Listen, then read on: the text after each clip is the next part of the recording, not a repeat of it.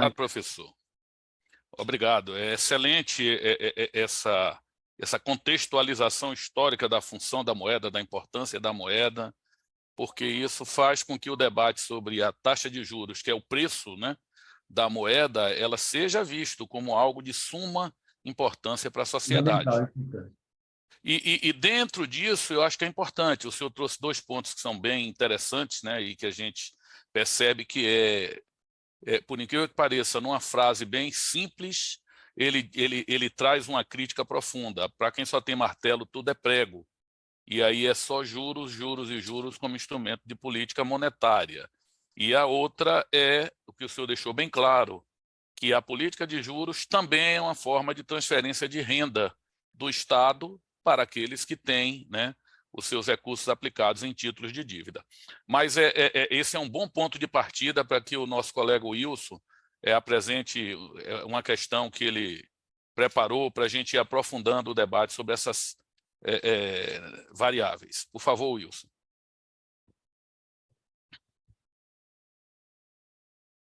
Não estamos ouvindo, você está sem... deixa eu tirar você, Wilson, do mudo. Ele está sem coisa. Deixa eu só pegar. Você está falando? Sim. Agora está. Pois.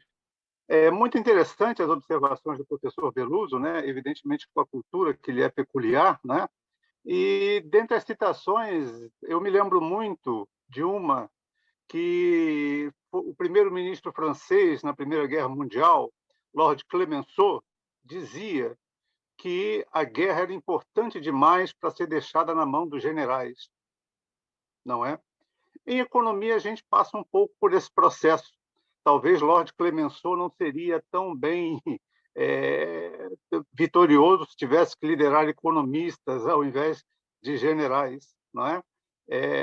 A questão, como o professor Veloso colocou, como a grave dívida pública italiana, pode ser resolvida por uma questão muito simples. Foi colocado um italiano no Banco Central Europeu, não é?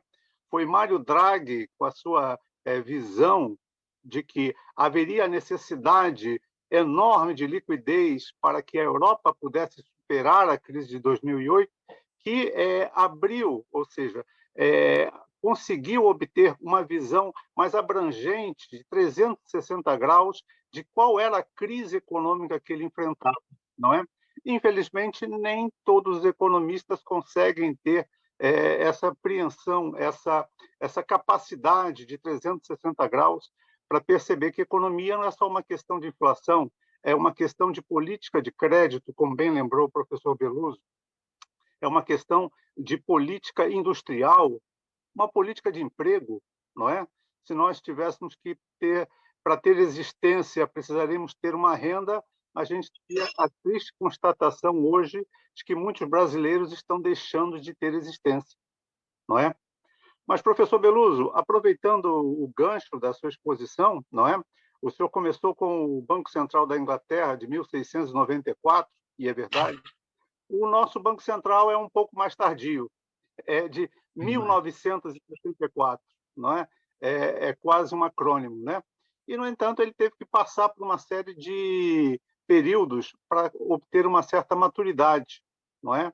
De 1964 até 1985, a função precípua do Banco Central do Brasil era cobrir a chamada conta-movimento do Banco do Brasil, ou seja, quem efetivamente controlava a política de crédito no Brasil era o Banco do Brasil. Ao Banco Central só cabia obter os fundos para que essa política se realizasse, não é? Em 1994, o Plano Real deu um novo salto, não é? E a ação do Banco Central também tem um novo salto com relação à economia. E apenas 2 anos atrás é que o Banco Central passou a ter uma autonomia. Autonomia essa que cria até hoje um grande nível de celeuma, porque, veja bem, é uma autonomia em que o mandato do atual presidente não é desfasado com o presidente da República, não é? E isso cria uma situação que é bastante inerte. Você cria uma situação em que duas cabeças, às vezes ideologicamente diferentes, têm como função conduzir uma mesma economia, não é? Então, tentando criar um pouco esse ponto, não é? Esse Banco Central, que só se tornou autônomo há 2 anos atrás, teve como seu objetivo principal a estabilidade da moeda, não é? Mas não foi o único. Dentre os seus objetivos secundários, também foram instituídos a suavização das flutuações de mercado e, principalmente, fomentar o pleno emprego, não é? Isso não é novidade. O próprio Federal Reserve, o Fed, o Banco Central Americano, tem um mandato em relação à procura do pleno emprego.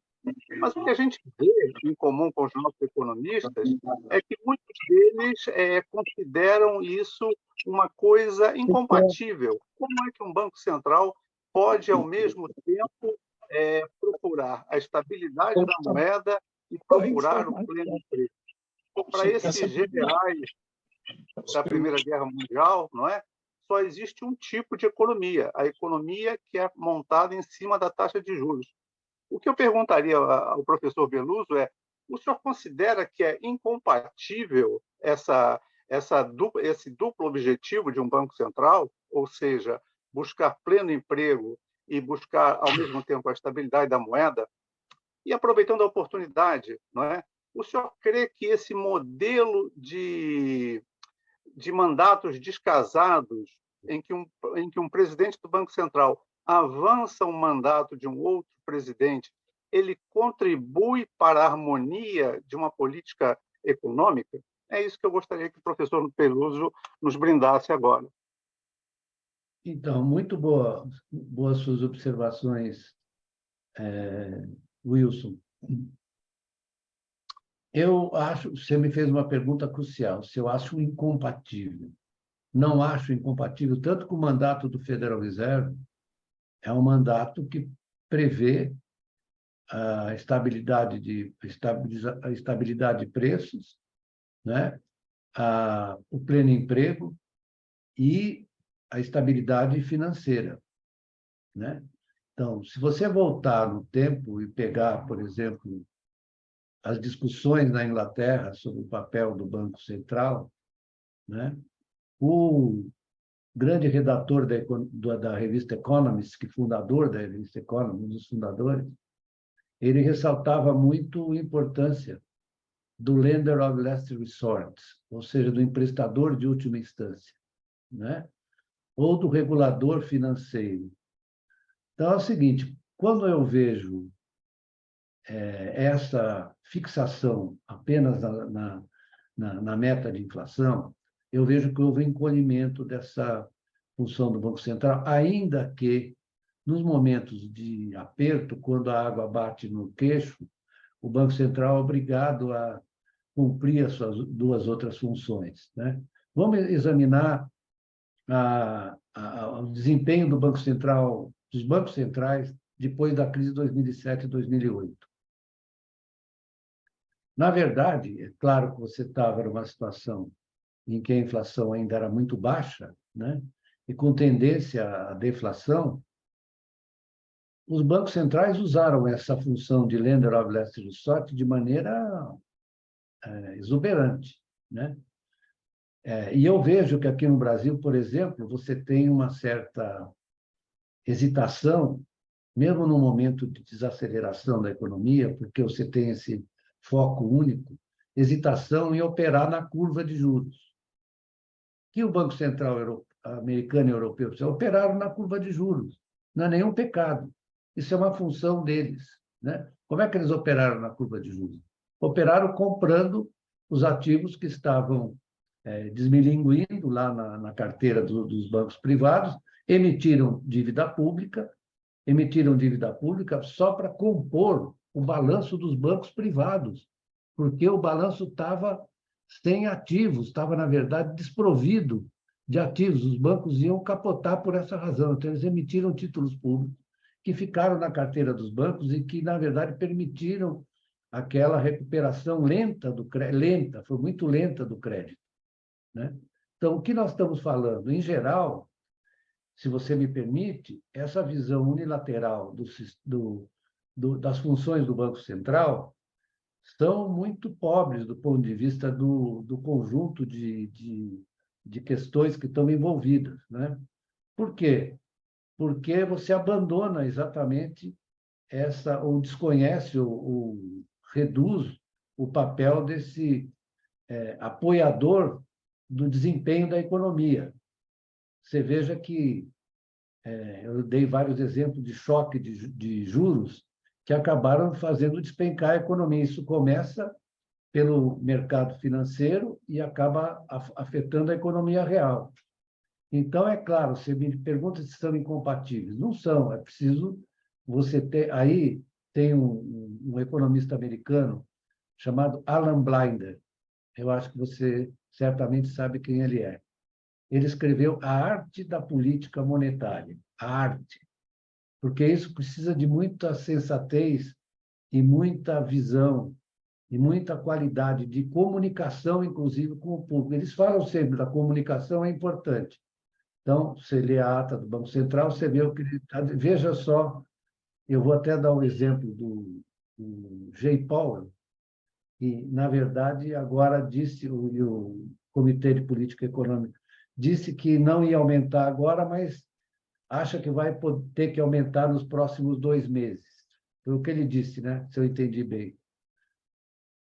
Ou seja, a situação de um banqueiro central é sempre definida a partir dessa, digamos, dessa oposição, ou não gosto dessa contradição entre manter o nível de atividade e controlar a, a inflação. Agora, como eu estava mencionando, nem todas as inflações são da mesma natureza, né? Você tem inflações que têm, como muitos atores estão reconhecendo, tem outras inflações que têm outra etiologia, que não é um problema não é inflação de demanda, né? É uma inflação de choque de custos. Aí você usa um instrumento, é como você dá um remédio para um sujeito que tem um desconforto intestinal, você dá um tremendo remédio fortíssimo para dor de cabeça, o cara desmaia, né?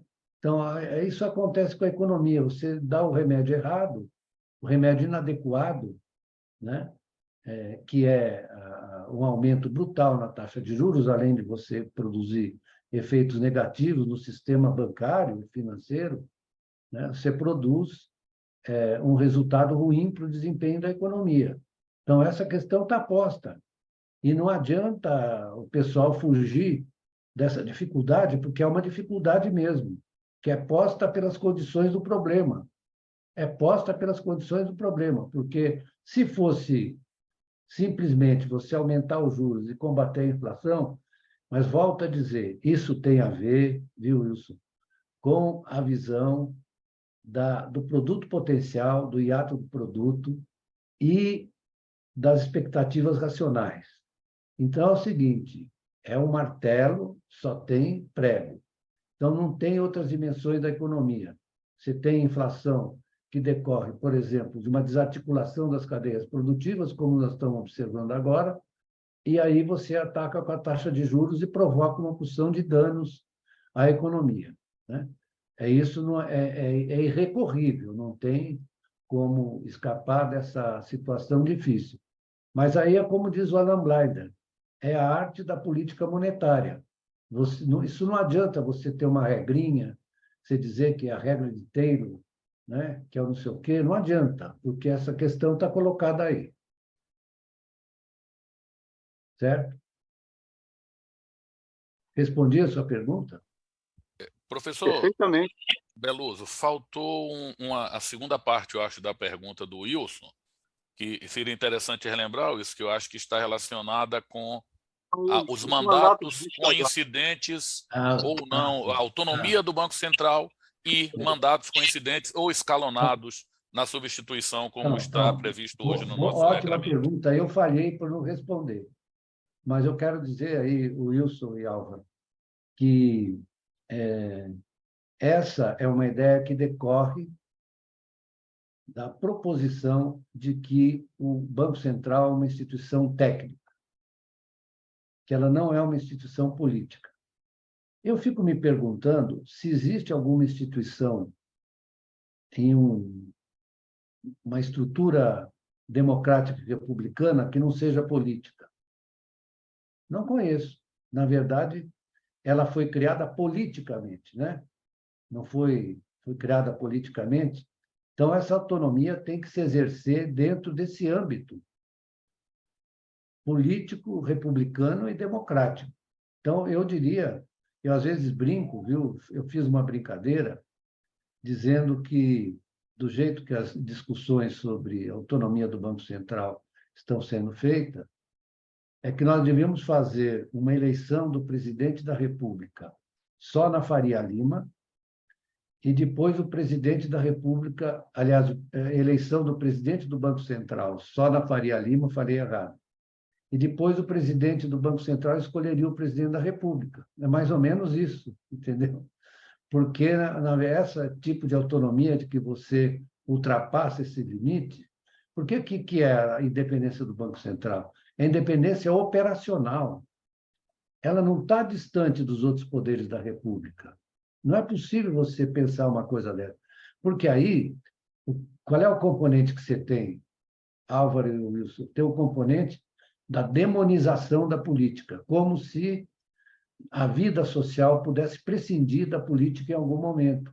Desde do Aristóteles, que chamou os homens de politikon zoon, do animal político, desde Aristóteles, é o animal político. E aí você quer o quê?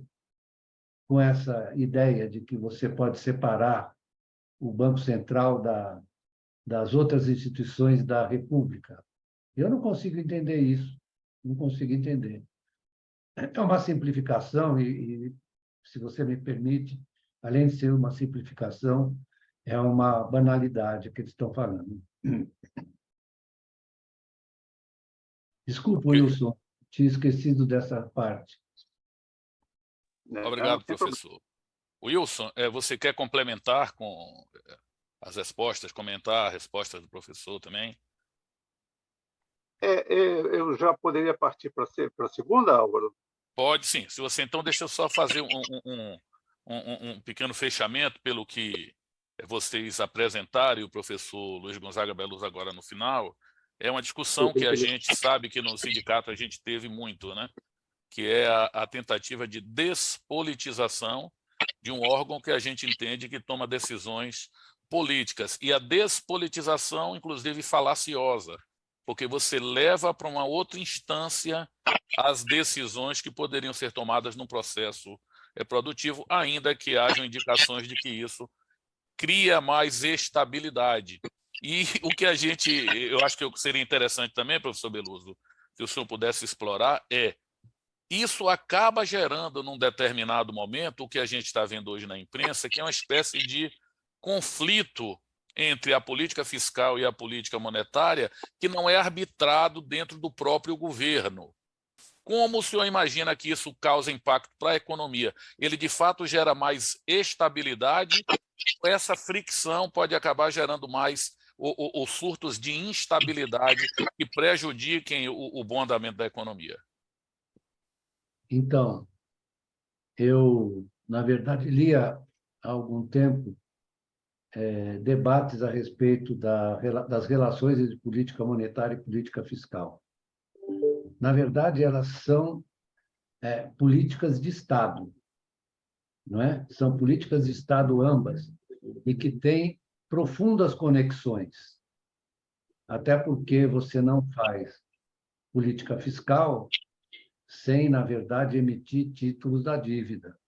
E esses títulos da dívida, na verdade, circulam nos mercados financeiros e muitas vezes, frequentemente, nós vemos que os bancos centrais adquirem títulos da dívida pública, têm em seu balanço títulos da dívida pública. Eu não preciso falar agora do que aconteceu em 2007 e 2008, mas é muito comum.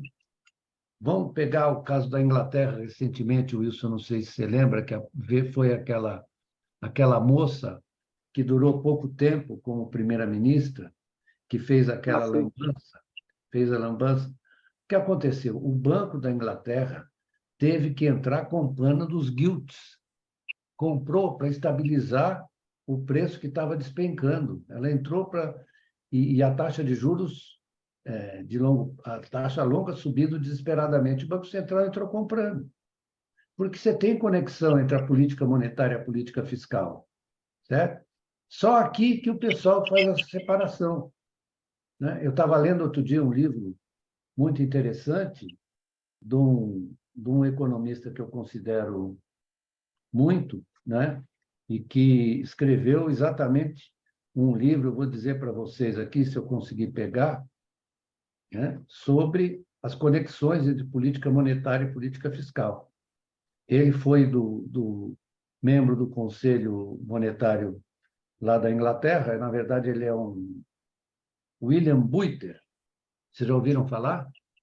William Buiter é um ótimo economista e trata dessas questões, mostrando exatamente que você tem essas conexões entre política monetária e política fiscal. São duas dimensões da mesma coisa, certo? Então, é preciso que você tenha presente que essa conexão existe. Você não pode achar que a política monetária é uma coisa, a política fiscal é outra. O que a gente está percebendo é que, na fixação da taxa de juros, o que eles falam sempre? Eles falam no risco fiscal, não é isso? É o risco fiscal, é o risco fiscal, é o risco fiscal. É isso, na verdade, se você tem uma dívida muito elevada, você, na verdade, está propugnando por uma taxa de juros mais alta. Só que a taxa de juros mais alta vai afetar a sua política fiscal, vai afetar o valor da dívida. Como ele diz muito bem, e eu concordo, eu não posso deixar de concordar, né? A relação dívida-PIB que é apresentada, às vezes imperfeitamente, que é a dívida bruta e não a dívida líquida, mas, de qualquer maneira, você achar, é o que ele também concorda comigo, eu concordo com ele, que, na verdade, você sobe a taxa de juros, você estabelece uma relação de desequilíbrio entre o numerador, que é a dívida, e o denominador, que é o PIB, né? O PIB cresce menos do que... Será que o PIB poderia crescer 14% para, na verdade, reduzir a dívida PIB com esses 13,75? Acho que não, né? Acho que os próprios 13,75 não deixam que cresça 14%. Então, é uma questão aritmética simples, que as pessoas não falam. Ou seja, a relação dívida-PIB é o seguinte: a taxa de juros da dívida tem que ser menor do que a taxa de crescimento da economia para você estabilizar a relação. E não há nenhum caso no mundo em que você reduziu a relação. Olha, tem um economista americano muito bom, Barry Eichengreen, que escreveu um livro chamado In Defense of Public Debt. E ele mostra 3 casos em que você reduziu a relação com o crescimento da economia. Você só pode reduzir com o crescimento da economia. Porque aí, na verdade, inclusive, você não precisa emitir mais títulos para financiar, porque o setor privado começa a emitir os títulos dele e vender os títulos dele no mercado para poder se financiar. É uma coisa tão clara, né, que eu fico impressionado que eu não sei o que esses caras pensam, realmente eu não sei.